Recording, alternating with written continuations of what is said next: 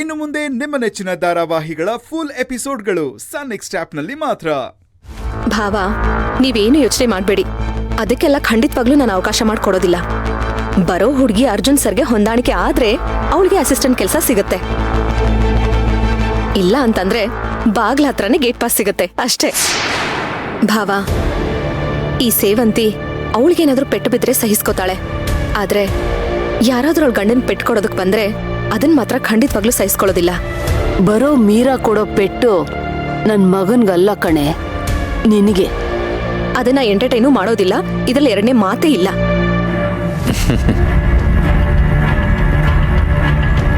ನೋಡಮ್ಮ, ನೀನು ಅರ್ಜುನ್ಗೆ ಅಸ್ಟೆಂಟ್ನ ಹುಡುಕು, ತಪ್ಪೇನಿಲ್ಲ.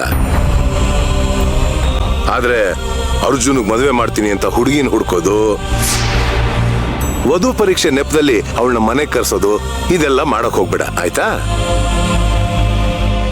ನೋಡಮ್ಮ, ಈಗಾಗ್ಲೇ ಅದೇ ವಿಷಯದಲ್ಲಿ ತಲೆ ಕೆಡ್ಸ್ಕೊಂಡು ಕೈಕಾಲು ಮುರ್ಕೊಂಡು ಬಂದಿದ್ದಾನೆ. ಮತ್ತೇನಾದ್ರು ಅನಾಹುತ ಆದ್ರೆ? ಅಜ್ಜಿ, ನೀವೇನು ಯೋಚನೆ ಮಾಡಬೇಡಿ. ಇನ್ಮೇಲೆ ವಧು ಪರೀಕ್ಷೆ ಅಂತಾಗ್ಲಿ ಅದಕ್ಕೋಸ್ಕರ ಯಾವುದೇ ಹುಡುಗಿನ ಮನೆಗೆ ಕರ್ಕೊಂಬರೋಂಥ ಕೆಲಸ ನಾನು ಮಾಡೋದಿಲ್ಲ. ಎಲ್ಲಿವರೆಗೂ? ನಿನಗೆ ಮಗು ಯೋಚನೆ ಬರೋವರ್ಗ? ನನ್ನ ಕೊನೆ ಉಸಿರಿರೋವರೆಗೂ. ಆಣೆ ಮಾಡಿ ಹೇಳ್ತಾ ಇದ್ದೀನಿ. ಈಗ್ಲಾದ್ರೂ ನಂಬಿಕೆ ಬಂತಾ?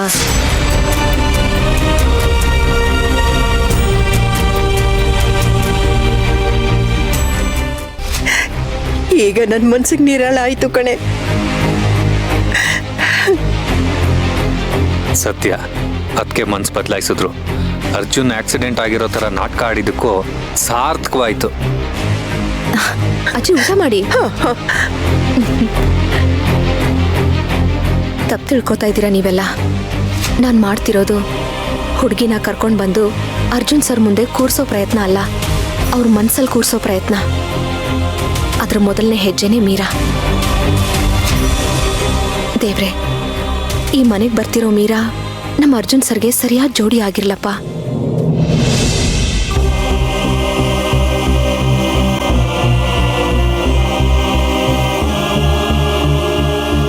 ಪೂಜಾ, ಅದೇನಾಯ್ತು? ಪೂಜಾ, ಅಳ್ತಿದ್ಯಾ? ತಲೆ ಏನಾದ್ರೂ ನೋವಾಗೋ ಥರ ಒತ್ತಿದ್ದೀನ ಏನು? ಇಲ್ಲ ಅಶ್ವಿನ್, ನನ್ಗಮ್ಮ ನೆನಪಾದ್ರು. ಅವರು ಹೀಗೆ ನಿನ್ ತರ ಎಣ್ಣೆ ಹಚ್ತಾ ಇದ್ರು. ಇಷ್ಟಕ್ಕೆಲ್ಲ ಕಣ್ಣಲ್ಲಿ ನೀರು ಹಾಕ್ತಾರ? ದಡ್ಡಿ ನೀನು. ಇನ್ಮೇಲೆ ನಿನ್ನ ತಲೆನೋವು ಬಂದಾಗೆಲ್ಲ ನಾನು ನಿಮ್ಮ ತಾಯಿ ಥರನೇ ನೋಡ್ಕೋತೀನಿ. ಬಟ್ ಒಂದು ಕಂಡೀಷನ್ನು, ನಿನ್ನ ಕಣ್ಣಲ್ಲಿ ನೀರು ಹಾಕೋದನ್ನ ನಾನಂತೂ ಸಹಿಸಲ್ಲ. ಅಶ್ವಿನ್, ನೀನಂತ ಗಂಡನ್ ಪಡೆಯಕ್ಕೆ ನಾನು ತುಂಬಾ ಪುಣ್ಯ ಮಾಡಿದ್ದೀನಿ. ನಾನು ಅಷ್ಟೆ. ಈಗ ತಲೆಗೆ ಮಸಾಜ್ ಮಾಡ್ತೀನಿ, ಬಟ್ ಅಳ್ಬೇಡ.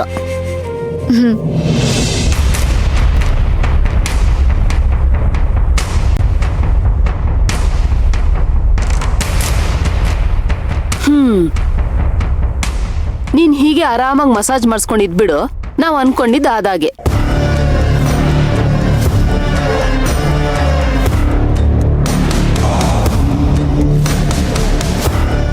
ಪೂಜಾ, ಮೀರಂಗ್ ಫೋನ್ ಮಾಡಿ ವಿಷಯ ತಿಳಿಸ್ತೀಯಾ? ಇಲ್ಲ ಅತ್ತೆ. ಪೂಜಾ, ನಿಮ್ಮಮ್ಮ ನಿನ್ಗೆ ಪೂಜಾ ಅಂತ ಹೆಸರಿಟ್ಟಿದ್ ಮಾತ್ರಕ್ಕೆ ನೀನ್ ದೇವ್ರ ತರ ಸುಮ್ನೆ ಇದ್ರೆ ಹೇಗೆ? ಅವಳನ್ನ ಏನು ಕರೆಸ್ತಾ ಇದೀವಿ ಅಂತ ಗೊತ್ತಿದ್ರು ನಿನಗೆ ಸ್ವಲ್ಪನೂ ಸೀರಿಯಸ್ನೆಸ್ಸೇ ಇಲ್ವಲ್ಲ? ಪೂಜಾ, ಈ ವಿಚಾರದಲ್ಲಿ ನಾನು ಅಮ್ಮನ ಕಡೆ ಫೋನ್ ಮಾಡೋ ಫಸ್ಟ್ ಮೀರಾಗೆ. ಫೋನು. ಪೂಜಾ, ಆ ಮೀರಾ ಸೇವಂತಿ ಮುಂದೆ ಹೇಗಿರ್ಬೇಕು ಅಂತ ನಾವು ಟ್ರೈನ್ ಮಾಡ್ಬೇಕು. ಸೇವಂತಿ ಅವಳನ್ನ ಒಪ್ಕೊಳ್ದೆ ಅವಳನ್ನ ರಿಜೆಕ್ಟ್ ಮಾಡ್ಬಿಟ್ರೆ ತುಂಬಾ ಕಷ್ಟ ಆಗುತ್ತೆ. ಸೇವಂತಿ ಒಪ್ಕೊಂಡ್ರೇನೆ ನಮ್ ಸಿಮ್ ಓಪನ್ ಆಗೋದು. ಸಿಮ್? ಏನಮ್ಮ ಹಂಗಂದ್ರೆ? ಅದೇ ಕಣೋ, ಕುಲ್ಜಾ ಸಿಮ್ ನಮ್ಮ ಅದೃಷ್ಟದ ಬಾಗ್ಲು. ಓಹೋ, ಹಾಗೆ. ಪೂಜಾ, ಕಾಲ್ ಮಾಡು ಬೇಗ ನೀನು.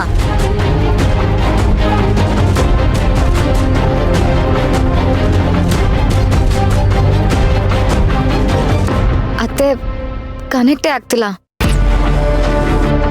ಛೇ, ಏನಾದ್ರೂ ಮಾಡಕ್ ಹೋದ್ರೆ ಒಂದಲ್ಲ ಒಂದು ವಿಘ್ನಗಳು. ಈಗೇನ್ ಮಾಡೋದು? ಅಮ್ಮ, ನಿನ್ ಫ್ರೆಂಡ್ ಅನ್ಸೂಯ ಇದಾರಲ್ಲ, ಅವ್ರಿಗೊಂದು ಕಾಲ್ ಮಾಡು. ಕಾಲ್ ಮಾಡೋದಕ್ಕೆ ಅವ್ರ ನಂಬರೇ ನನ್ನ ಹತ್ರ ಇಲ್ವಲ್ಲ. ಏನಮ್ಮ ಫ್ರೆಂಡು ಅಂತ್ಯಾ? ಒಂದು ಫೋನ್ ನಂಬರ್ ಇಟ್ಕೊಳಕ್ ಆಗಲ್ಲ ನಿನ್ ಕೈಲಿ. ಈ ಅಮ್ಮನ ಆಡ್ಕೊಳಕ್ ಒಂದ್ ಕಾರಣ ಸಿಕ್ತಾ? ನೋಡು, ಎದುರಿಗೆ ಸಿಕ್ಕಾಗ ಮಾತಾಡ್ತಿದ್ವಿ. ಅವ್ರ ಮನೆಗೆ ಹೋಗೋ ಸಂದರ್ಭನೇ ಬರ್ಲಿಲ್ಲ, ಹಾಗಾಗಿ ಅವ್ರ ನಂಬರ್ ಸೇವ್ ಮಾಡ್ಕೊಳ್ಳಿಲ್ಲ ನಾನು. ಸರಿ, ಅವ್ರು ಎಲ್ಲಿದ್ದಾರೆ ಅಂತ ಅವ್ರ ಅಡ್ರೆಸ್ ಏನಾದರೂ ಗೊತ್ತಾ? ನಾನೇ ಹೋಗಿ ನೋಡ್ಕೊಂಡ್ ಬರ್ತೀನಿ. ಅಶ್ವಿನ್, ಮೊದ್ಲು ಯಾವ್ದೋ ಒಂದ್ ಬಾಡಿಗೆ ಮನೇಲಿ ಇದ್ರಂತೆ. ಈಗ ಮನೆ ಖಾಲಿ ಮಾಡ್ಕೊಂಡು ಯಾವ ಏರಿಯಾಗ ಹೋಗಿದ್ದಾರೆ ಅಂತಾನೆ ಸರಿ, ಗೊತ್ತಿಲ್ಲ ಆಯ್ತು. ಕಣ. ಒಂದ್ 3-4 ಜನಕ್ ವಿಚಾರಿಸ್ದೆ, ಆದ್ರೆ ಅವ್ರ ಬಗ್ಗೆ ಯಾವ ಡೀಟೇಲ್ಸ್ ಸಿಗ್ಲಿಲ್ಲ. ಏನ್ ಮಾಡೋಣ ಈಗ? ಅತ್ತೆ ಇರಿ, ನಾನು ಇನ್ನೊಂದ್ಸಲ ಟ್ರೈ ಮಾಡ್ತೀನಿ.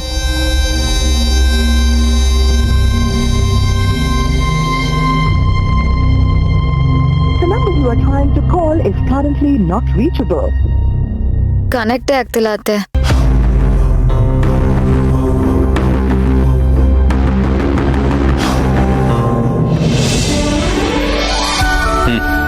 ತಿನ್ನು. ಹೀಗೆ ನನಗೆ ಹಣ್ಣು ತಿನ್ಸಿ ನನ್ನನ್ನು ಹಣ್ಣು ಮಾಡಬೇಕು ಅಂತಿದ್ಯಾ? ಅರೆ, ಇದೊಳ್ಳೆ ಕತೆ ಆಯ್ತಲ್ಲ. ಒಳ್ಳೆತನ ಕಾಲ ಅನ್ನೋದೇ ಇಲ್ವೇನಪ್ಪ. ಏನೋ ಹೋಗ್ಲಿ ಪಾಪ ಅಂತ ಹಣ್ಣು ಬಿಡಿಸ್ಕೊಟ್ರೆ ಈ ರೀತಿ ಮಾತಾಡ್ತಿಯಲ್ಲ. ಇದನ್ನೇ ಹೇಳ್ತಿರೋದು, ಈ ಅಯ್ಯೋ ಪಾಪ ಯಾಕೆ ಅಂತ. ನನಗೇನು ಆಗಿಲ್ಲ, ನಾನು ಮಾಡ್ತಿರೋದು ನಾಟಕ ಅಂತ ನಿನಗೂ ಗೊತ್ತು ತಾನೆ? ಗೊತ್ತು. ಮತ್ತೆ ಗೊತ್ತಿದ್ದು ಯಾಕೆ ನನ್ನನ್ನು ಪೇಷಂಟ್ ತರ ಟ್ರೀಟ್ ಮಾಡೋದು, ಈ ಹಣ್ಣೆಲ್ಲ ಬಿಡಿಸ್ಕೊಡೋದು? ಓ, ಇದಾ ನಿನ್ ಫೀಲಿಂಗು? ಅದಕ್ಕೆ ನಿನ್ಗೆ ಹಣ್ಣು ಕೊಡೋಕೆ ಹೇಳಿದ್ರ? ನಾನ್ ಬೇರೆ ಅದಕ್ಕೆ ಮಾತು ತೆಗೆದಾಕೋ ಮಗಾನೇ ಅಲ್ಲ. ಸೊ ನಾನು ಕೊಡ್ತಿದ್ದೀನಿ, ನೀನ್ ತಿನ್ಬೇಕು ಅಷ್ಟೇ. ತಗೋ. ಕರ್ಣ, ನನಗೆ ಪೇಷಂಟ್ ತರ ಆಕ್ಟ್ ಮಾಡಿ ಮಾಡಿ ಸಾಕಾಗಿ ಹೋಗಿದೆ.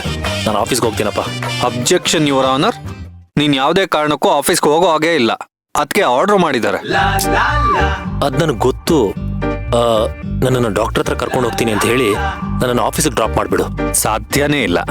ಯಾಕೆ? ಅದಕ್ಕೆ ಏನಾದ್ರು ಗೊತ್ತಾದ್ರೆ ನನ್ನ ಪರಿಸ್ಥಿತಿ ಏನಾಗುತ್ತೆ ಅಂತ ನಿನಗೆ ಗೊತ್ತಿದ್ಯಾ? ಕರ್ಣ, ಪ್ಲೀಸ್ ಅರ್ಥ ಮಾಡ್ಕೋ. ಒಂದೇ ಕಡೆ ಕೂತು ಕಾಲೆಲ್ಲ ಜೋ ಹಿಡ್ಕೊಂಡ್ಬಿಟ್ಟಿದೆ. ಅಷ್ಟೇನಾ ನಿನ್ ಪ್ರಾಬ್ಲಮ್ಮು? ಅದಕ್ಕೆ ಹೇಗಿದ್ರು ಅಲ್ಲಿ ಅಜ್ಜಿಗೆ ಭಗವದ್ಗೀತೆ ಓದ್ತಿದ್ದಾರೆ. ಇನ್ ಸ್ವಲ್ಪ ಹೊತ್ತು ಈ ಕಡೆ ಬರೋದೇ ಇಲ್ಲ. ಆರಾಮಾಗಿ ರಿಲ್ಯಾಕ್ಸ್ ಮಾಡು. ಅಪ್ಪ, ಈ ವಿಷಯ ಮುಂಚೆನೆ ಹೇಳತ್ತಾನೆ. ಮತ್ತಿದನ್ನ ಕಿತ್ತು ಬಿಸಾಕ್ಬಿಡ್ತೀನಿ.